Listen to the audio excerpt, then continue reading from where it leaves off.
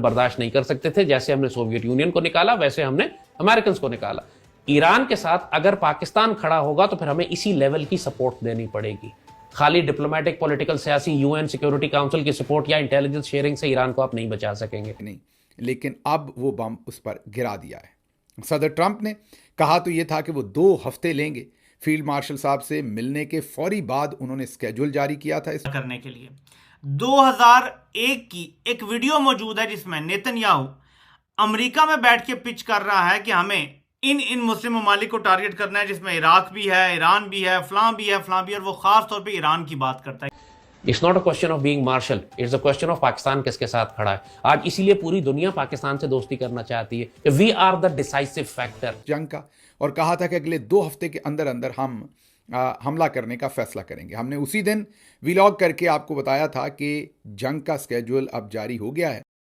और दोस्तों पाकिस्तान में इस वक्त लाल टोपी काफ़ी ज़्यादा खौफ में जी रहा है, क्योंकि जंग अब पाकिस्तान के नज़दीक आ चुकी है। जिस तरह से इजराइल ईरान को पेल ही रहा था, अब अमेरिका ने भी सीधे सीधे एंट्री मार दी है। साथ ही लाल टोपी को ये भी डर है कि भारत के अननोन गनमैन पाकिस्तान में लाल टोपी को ढूंढ रहे हैं और वो किसी भी वक्त लाल टोपी का काम तमाम कर सकते हैं। यही कारण है कि लाल टोपी काफ़ी ज़्यादा पाकिस्तान में दहशत में जी रहा है। जिस तरह से पाकिस्तान में अननोन गनमैन घूम रहे हैं, उससे पाकिस्तानी परेशान है। पाकिस्तान जिस मुल्क के साथ खड़ा होगा वो मुल्क अपनी आफियत, अपनी खैरियत महसूस करता है। पूरी दुनिया, तुर्की तो क्या, अजरबैजान तो क्या, ईरान, सब कह रहे हैं कि हम पाकिस्तान हमारा भाई है। हत्ता कि एक एक्स्ट्रा स्टेटमेंट दे दिया ईरानी वजीर ने कि पाकिस्तान ने कहा है कि अगर हम पर एटम बम गिरा तो हम इसराइल पर मार देंगे। हमने ऐसा कोई बयान नहीं दिया, लेकिन वो अपनी कौम के कॉन्फिडेंस के लिए, उनको देने के लिए एक साइकोलॉजिकल वॉर थी, एक साइऑप्स थी, एक इन्फॉर्मेशन वॉर थी अपनी कौम को समझाने के लिए कि हौसला रखो, पाकिस्तान हमारे साथ खड़ा हुआ है। पाकिस्तान से इनको हौसला मिलता है। पाकिस्तान किस जानिब जाए, और इसीलिए ट्रंप ने बुलाया था फील्ड मार्शल को पूछने के लिए कि आप किस जानिब खड़े। फील्ड मार्शल ने जाहिर है उसको कोई जवाब नहीं दिया, जब भी ट्रंप तपा हुआ था बहुत ज्यादा कि पाकिस्तान ने इसकी बात नहीं मानी या उसको कोई कंफर्म जवाब नहीं दिया। हम वही करेंगे जो हमारे नेशनल इंटरेस्ट में होगा। हम खुफिया तौर पर भी कर सकते हैं, बता के भी कर सकते हैं। कुछ बातें हम खुल के करेंगे, कुछ हम खुफिया करेंगे, किसी के बाप को भी नहीं पता चलेगा। आखिर हमने एटम बम भी तो खुफिया बनाया ना, किसी के बाप को नहीं पता चला हमने कैसे बनाया। तो हमने अगर ईरान की मदद करनी है तो हम खुफिया करेंगे, किसी के बाप को नहीं पता चलेगा। और इसराइल को भी बिला वजह चोटें लगेंगी, हर तरफ से मार पड़ेगी। उसको वही लगेगा कि यार ये मार कहां से पड़ रही है मुझे। वो हम चाइना से बात करें, रशिया से बात करें, ईरान के साथ मिलकर करें ना करें इंशाल्लाह, लेकिन हम इसराइल को छोड़ेंगे नहीं। हमारा बहुत पुराना बदला है, उसने इंडिया के साथ मिलकर हम पर हमला किया था। हमने इसराइल को जवाबी जरूर मारना है। देखो एक इंपॉर्टेंट बात यहां पे, आप बेशक, इसराइल इंडिया के जरिए पाकिस्तान को तबाह करवाना चाहता है। Understand the logic. तो इंडिया और इसराइल के दरमियान जो मिलिट्री अलायंस है, इसको पाकिस्तान ने हर हाल में तोड़ना है। और उसको तोड़ने का तरीका यह है कि आप इसराइल को इतना मारें कि इसराइल इस काबिल ही ना रहे उसका मिलिट्री इंडस्ट्रियल कॉम्प्लेक्स को वो इंडिया को सपोर्ट कर सके। फिर हम इंडिया से निमट लेंगे। इंडिया के साथ हमारी जंगें शुरू हो चुकी हैं और ये जंगें अब लंबी चलेंगी, फेजेस में चलेंगी। अभी एक राउंड खत्म हुआ है, दूसरा राउंड आएगा, फिर वो रुकेगा, फिर फेजेस, अल्टीमेटली फाइनल बैटल हमारी इनके साथ शुरू होगी। तो हमें इस वक्त जबकि जंग चल रही है, अपने इत्तेहादियों के साथ मिलकर एक ऐसी स्ट्रेटजी बनानी है कि हम इसराइल को इतना मारें कि उसका मिलिट्री इंडस्ट्रियल कॉम्प्लेक्स कम से कम खत्म हो जाए, वो इस काबिल ना रहे कि इंडिया को ड्रोन सप्लाई कर सके या टेक्नोलॉजी। किस तरह मारेंगे जब हम अमेरिका हमें बुलाता रहेगा, हम व्हाइट हाउस जाते रहेंगे? इससे कोई फर्क नहीं पड़ता। आपको चाइना भी जब बुलाएगा, आपको रशिया भी बुलाएगा, जब तक अमेरिका आपकी सपोर्ट में खड़ा हुआ, इसराइल वालों की कह रहा हूँ, जब तक अमेरिका इसराइल की सपोर्ट में खड़ा हुआ, किस तरह पाकिस्तान टेक ऑन कर सकता है इसराइल को? हम जो कुछ करेंगे, हमने खुद अमेरिका के खिलाफ इतनी बड़ी स्ट्रेटजी बनाई। जब अमेरिका अफगानिस्तान में था, अमेरिका के बाप को नहीं पता चला। जो हमारे करने वाले लोग हैं उनको मालूम है क्या करना है। पाकिस्तान स्पेशलाइज करता है कवर्ट ऑपरेशन में भी और ओवर्ट ऑपरेशन में भी।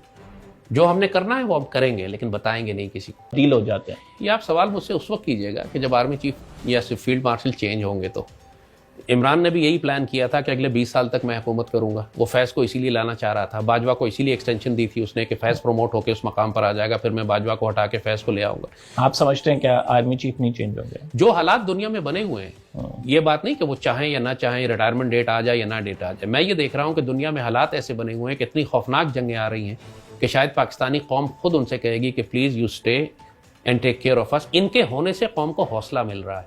पहली दफ़ा मैं देख रहा हूँ बाजवा और फैज़ ने जो तबाही मचाई थी, जो फ़ौज का कॉन्फिडेंस ख़त्म हुआ था, जो कौम और फ़ौज के दरमियान एक इख्तलाफ पैदा हो गया था, जो एक नफ़रत थी फ़ौज के ख़िलाफ़ इस कौम के अंदर, वो ओवरनाइट खत्म हो गई जब इस सिपहसालार ने यह फैसला किया कि हम भारत को मुंह तोड़ जवाब देंगे, और करके दिखाया। तो इस वजह से इस वक्त जो रेटिंग है, जो रिस्पेक्ट और क्रेडिबिलिटी रेटिंग है पाकिस्तान में, लोग कहते थे पहले इमरान खान सबसे पॉपुलर लीडर है, फैक्ट है कि इस वक्त फील्ड मार्शल सबसे पॉपुलर लीडर है।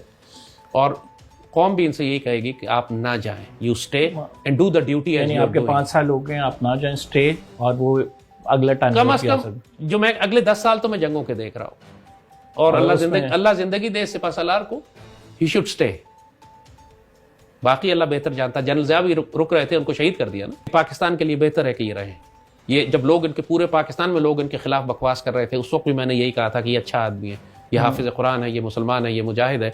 ये आपको वक्त आने पर आपको नजर आ जाएगा कि ये किस किस्म का मुसलमान है। और वाकई यही हुआ फिर जब भारत के साथ चैलेंज हुआ। यही होता है ना, जब आजमाइश का वक्त आता है उसमें इंसान का असल रंग नजर आता है। इमरान को आजमाइश मिली, वो कोलैप्स कर गया। जनरल आसिम को, फील्ड मार्शल आसिम को चैलेंज आया, ये राइज कर गए। जब भी पूरी दुनिया इनको बुलाकर इनसे इज्जत से बात कर रही है, because he achieved, he delivered at the time of crisis. Imran collapsed, यही फर्क है। थोड़ा सा आप पे बात कर लेते हैं। आप क्या समझते हैं, क्यों इतनी ज़्यादा आपको सिक्योरिटी की ज़रूरत पड़ती है? मतलब अभी भी राइट नाउ हम जिस रूम में ये पॉडकास्ट रिकॉर्ड कर रहे हैं, उसमें भी हमारे साथ एक वेपनाइज्ड शख्स मौजूद है। Why is it so? आप मुझे ये बताइए, आपने ये देखा है ना कि इंडिया में सबसे ज्यादा नफरत किस पाकिस्तानी से की जाती है इंडियन मीडिया में? लाल टोपी वाले से। ये फैक्ट है ना।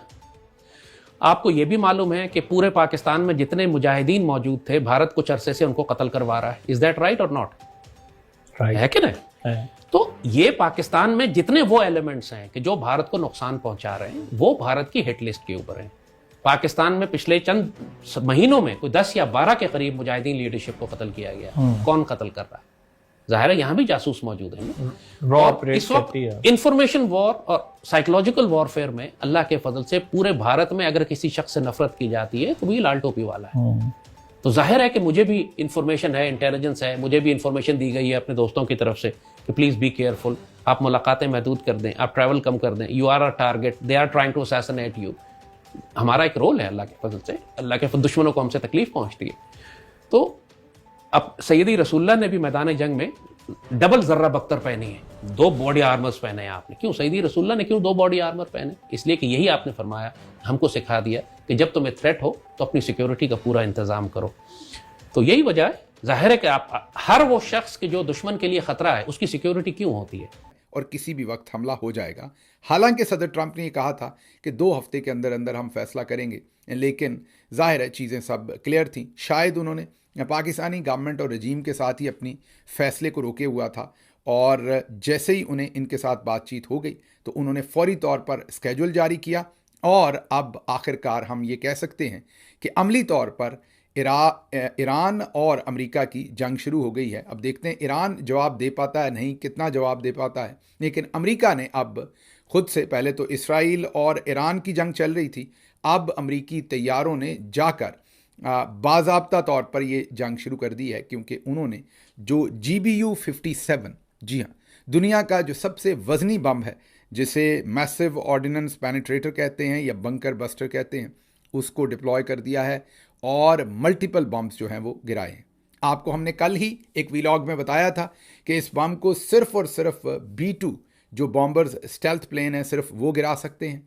और हमारे पिछले व्लॉग में ही हमने आपको इन्फॉर्मेशन दी थी कि जो मसूरी स्टेट, मसूरी की एयरफोर्स की अमेरिका की बेस है, वहाँ से 2 या 3 जो B-2 बॉम्बर्स हैं उन्होंने उड़ान भरी थी और रवाना हुए थे वो मशरक़ वस्ता की तरफ। और ये हमने आपको कल ख़बर दी थी, और उस वक्त आपको ये भी बताने की कोशिश की थी कि किस तरीके से ये इस्तेमाल हो सकते हैं, क्योंकि उनकी रीफ्यूलिंग भी ज़रूरी होगी। और साथ ही हमने आपको ये खबर दी थी कि इसी बेस से रीफ्यूलिंग करने वाले जहाज़ भी उनके साथ उड़े थे। पहले आपको डिटेल दे दें कि ये कहाँ कहाँ हमला हुआ है, कितना नुकसान हुआ है, फिर आपको ये बता दें कि उसके बाद सदर ट्रंप ने एक स्पीच की है, अपनी कौम से खिताब किया है। उसमें तो दोस्तों, अमेरिका की एंट्री से जंग और ज़्यादा खतरनाक हो चुके। यही कारण है कि लाल टोपी काफ़ी ज़्यादा खौफ में है, क्योंकि अमेरिका ने जब एंट्री मार दिया तो पाकिस्तान भी इसमें शामिल हो गया, क्योंकि पाकिस्तान हमेशा से अपने एयर स्पेस अमेरिका को देता रहा है और अमेरिका ने जम करके पाकिस्तान के एयरबेस इस्तेमाल किए जिसमें उसने ईरान पर हमला किया। यही कारण है कि पाकिस्तानियों को ये बात अच्छी तरीक़ा से पता है कि पाकिस्तान की एयर स्पेस को अमेरिका एक बार फिर से ईरान पर हमला करने के लिए इस्तेमाल कर सकता है। यही कारण है कि पाकिस्तानियों को काफ़ी ज़्यादा डर है कि पाकिस्तान की दुश्मनी ईरान के साथ भी बन सकती है, क्योंकि पाकिस्तान के जनरल पैसों के लिए कुछ भी कर सकते हैं। भारत के साथ जंग में मुँह की खाने के बाद इस वक्त पाकिस्तान के हालात काफ़ी ज़्यादा ख़राब और पाकिस्तान किसी न किसी की तरफ से पैसे की मदद देख रहा है। यही कारण है कि पाकिस्तान के जनरल अमेरिका की तरफ जा रहे हैं और अमेरिका से पाकिस्तान को बड़ी तादाद में पैसे भी मिल सकते हैं। यही कारण है कि पाकिस्तानी लगातार उम्मीद लगा कर बैठे हैं कि पाकिस्तान के जनरल लगातार उसी तरफ जाएंगे जिस तरफ उनको पैसे मिलने वाले हैं। आपकी क्या राय कमेंट में ज़रूर शेयर करें। यदि आप चाहें अपने चैनल को सब्सक्राइब करें। वीडियो पसंद आए तो लाइक करें, कमेंट करें और शेयर करें। जय हिंद, वंदे मातरम।